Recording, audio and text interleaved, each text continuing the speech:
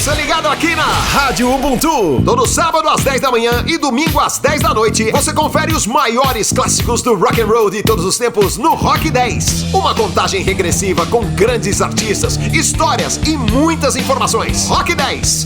Todo sábado às 10 da manhã e domingo às 10 da noite, aqui, Rádio Ubuntu. Hoje, 5 de agosto de 2024. Acampamento do MST no Mato Grosso do Sul sofre ataque com tiros e fogo. Lula é aprovado por 35% dos brasileiros e 33% rejeitam o presidente. Ministério da Saúde confirma óbito fetal com transmissão vertical da febre Oropoche. O índice de preços ao consumidor semanal registrou uma alta de 0,54%. Eu sou o Bruno Sena e o Rádio Notícias está no ar. Rádio Notícias, a informação na hora certa. Um panorama atualizado do que está acontecendo no Brasil e no mundo, você ouve aqui. Rádio Notícias. Rádio Notícias. Informações com credibilidade e imparcialidade. Não importa onde você esteja, não importa o horário, nós estamos aqui para mantê-lo informado.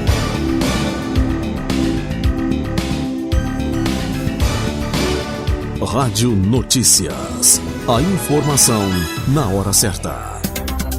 Após um ataque às comunidades que atuam em uma área retomada na terra indígena Panambi-Lagoa Rica, em Mato Grosso do Sul, uma nova ocorrência alarmou a região. Um incêndio causado, segundo relatos dos moradores, por jagunços que agem a mando de fazendeiros, ocorreu ao redor de um acampamento do MST, Movimento dos Trabalhadores Rurais Sem Terra, localizado nas proximidades do primeiro ataque, em Dourados, onde vivem cerca de 300 famílias de agricultores. O grupo mercenário também atirou contra as famílias. O fogo começou na noite do último sábado, dia 3, horas depois do incidente na terra indígena. Lideranças da organização associam a ocorrência às manifestações de solidariedade que o MST costuma fazer junto ao povo da terra indígena. O movimento relata que os pistoleiros chegaram em cerca de 10 caminhonetes e 2 motos. O grupo atirou contra os agricultores e ateou fogo no local, que não chegou a ter os barracos incendiados por conta de uma proteção colocada anteriormente na área para evitar o alastramento de focos de incêndio em eventuais situações do tipo. Apesar disso, o MST afirma que dezenas de pessoas passaram mal por conta da fumaça e uma criança chegou a desmaiar. O grupo foi rapidamente socorrido e está fora de perigo. Pente fino do INSS. Saiba se seu nome está na lista. Quase 500 mil BPCs serão revisados. Quem traz essa informação é Rodrigo Santos, direto de Brasília. O INSS começou o pente fino no benefício de prestação continuada, o BPC. Numa primeira fase, 505 mil pessoas serão convocadas para atualizar o cadastro no Centro de Referência e Assistência Social da cidade. Essas unidades do CRAS são vinculadas às prefeituras. E atenção, os beneficiários serão avisados pelo INSS por meio de carta enviada pelos Correios, SMS, no extrato mensal do pagamento do benefício e pelo aplicativo Meu INSS. Somente. O prazo para apresentar os documentos atualizados varia de 45 a 90 dias. Quem não fizer a revisão do BPC terá o benefício cancelado. A lista das pessoas que precisam atualizar ou fazer a inscrição do Cadastro Único está disponível na internet. Com o número do CPF em mãos, entre no site do INSS, que é o gov.br/INSS. Mais informações podem ser obtidas na central de atendimento pelo número 135.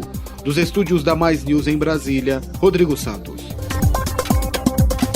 Novo levantamento do Datafolha mostra que 35% dos brasileiros aprovam o presidente Luiz Inácio Lula da Silva, do PT, enquanto 33% reprovam com 1 ano e 8 meses de governo. Os índices são similares aos obtidos pelo ex-presidente Jair Bolsonaro no mesmo ponto de seu mandato, segundo o Instituto. A pesquisa mostra ainda que 30% dos entrevistados avaliam Lula de maneira regular, enquanto outros 3% não sabem ou não opinaram. morreram. O Datafolha ouviu 2.040 pessoas com 16 anos ou mais em 146 municípios entre os dias 29 e 31 de julho, e a margem de erro é de 2 pontos para mais ou para menos.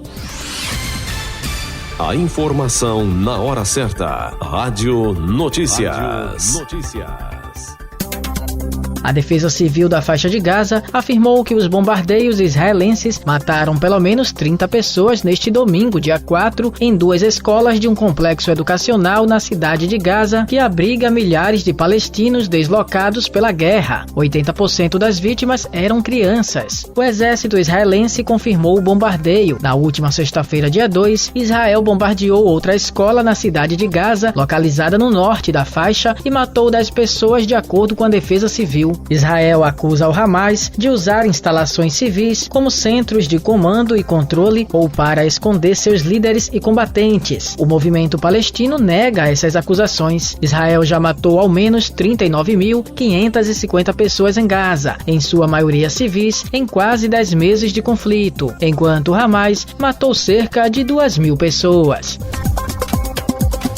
Dia dos Pais. 60% dos comerciantes estão otimistas pelas vendas. Quem chega com essa informação, direto da agência Rádio Web, é Priscila Mendes. No próximo dia 11 é comemorado o Dia dos Pais e o comércio se prepara com expectativa positiva para as vendas. Pesquisa realizada pela Fecomércio Minas mostra que 60% dos varejistas mineiros são impactados pela data. Entre estes comerciantes, 55% têm expectativa de vendas melhores neste ano do que no ano passado. Ainda segundo a pesquisa da Fecomércio, mostra que mais de 40% dos entrevistados vão presentear na data com o preço médio do presente, variando entre R$ 70 e R$ 200. Entre os produtos que devem ser os mais vendidos no Dia dos Pais, os itens de uso pessoal estão entre os mais buscados na hora das compras, sendo roupas com mais de 30%, calçados com quase 16%, perfumes 12% e itens personalizados 11%. Reportagem Priscila Mendes. O Ministério da Saúde confirmou um caso de óbito fetal causado por transmissão vertical da febre do Oropoche, que acontece quando o vírus é passado da mãe para o bebê durante a gestação ou parto. A confirmação foi feita nesta sexta-feira, dia 2, no estado de Pernambuco. A pasta informou que a grávida tem 28 anos de idade e estava na 30ª semana de gestação. Ela é moradora do município de Rio Formoso, localizado na zona da Mata Sul de Pernambuco, interior do estado, e apresentou sintomas sugestivos da febre Oropoche, além de ter tido contato próximo com casos da doença laboratorialmente confirmados. A Secretaria Estadual de Saúde de Pernambuco informou que o quadro físico de saúde da mãe evoluiu bem. Segundo o Ministério, continuam em investigação 8 casos de transmissão vertical de Oropoche, 4 em Pernambuco, 1 na Bahia e 3 no Acre. Desses, 4 casos evoluíram para óbito fetal e 4 casos apresentaram anomalias congênitas como a microcefalia. Rádio Notícias. A informação na hora certa. Inflação acelera em capitais brasileiras em julho, com destaque para Brasília e Recife. Quem traz os detalhes desses dados é Mireia Vitória. O índice de preço ao consumidor semanal IPCS da quarta quadricemana de julho de 2024 apresentou um aumento de 0,54%, acumulando uma alta de 4,12% nos últimos 12 meses, conforme dados do FGV-IBRE. Entre as capitais analisadas, Brasília registrou o maior avanço, com um aumento de 1,65%, seguida por Recife, que teve uma variação de 1,54%, e Belo Horizonte com 0,63%. Por outro lado, Salvador e Porto Alegre apresentaram as menores variações, com 0,09% e 0,43%, respectivamente. De acordo com o economista Leandro Martins, os resultados refletem diferentes dinâmicas regionais. A inflação vem realmente sendo pressionada, tanto que na última reunião do Copom foram unânimes em manter a Selic no atual patamar, e algumas correntes já começam a pensar que seria mais fácil voltar a subir os juros do que dar continuidade ao ciclo de queda. Das 7 capitais, 6 tiveram alta, destaque para Brasília com uma alta mais intensa, E o que compôs esse número mais alto, na minha opinião, a pressão vem pela gasolina, vem também pelo vestuário. Os alimentos deram uma trégua boa. Agora, as expectativas futuras são ruins, visto que a gasolina, com esses aumentos recentes, né? O próprio petróleo pressionado com uma alta do dólar.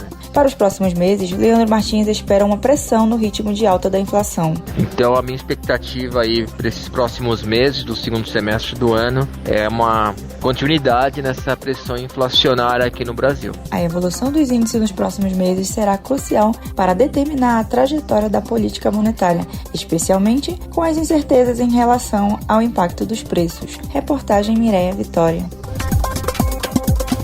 A região Nordeste registrou na última quinta-feira, dia 1º, o segundo recorde consecutivo do ano na geração de energia eólica, segundo o Operador Nacional do Sistema Elétrico, ONS. O registro foi da geração de 19.083 megawatts de potência, número que equivale a 180,4% de toda a demanda da região naquele momento. O recorde anterior foi verificado no dia 27 de julho, quando o ONS registrou 19.028 megawatts, gerados na fonte eólica na região Nordeste brasileira. De acordo com a entidade, isso seria suficiente para, naquele momento, abastecer todo o Nordeste e ainda atender a demanda dos estados do Rio de Janeiro e Goiás. A energia eólica é considerada uma das melhores alternativas para combater o impacto da queima de combustíveis fósseis por ser limpa e renovável. Você acabou de ouvir Rádio Notícias. Você ligado aqui na Rádio Ubuntu. Todo sábado às 10 da manhã e domingo às 10 da noite, você confere os maiores clássicos do rock and roll de todos os tempos no Rock 10. Uma contagem regressiva com grandes artistas, histórias e muitas informações. Rock 10. Todo sábado às 10 da manhã e domingo às 10 da noite, aqui, Rádio Ubuntu.